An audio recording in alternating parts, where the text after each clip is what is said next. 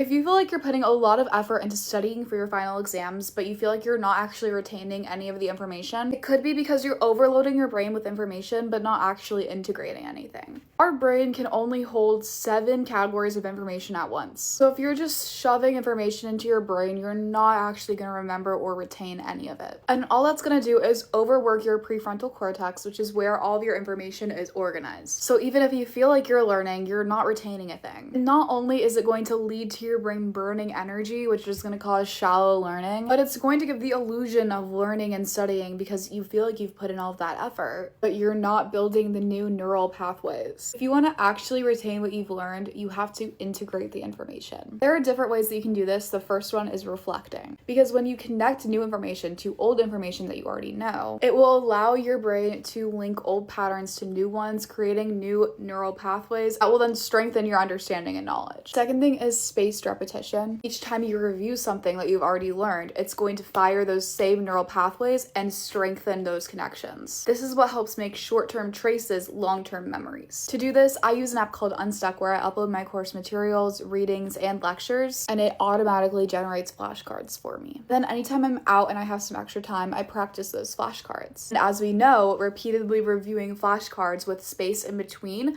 helps you to retain the information. If you're not repeatedly practicing what you learned, you're not going to do well on your tests. You're not going to learn anything. Lastly, you need to make sure that you're sleeping properly. In slow wave sleep, the hippocampus sends that day's patterns to the neocortex. In REM sleep, the brain integrates emotional and contextual details, and it will get rid of irrelevant details. So when you sleep properly, it allows your brain to take that information that you've learned and move it to long-term storage.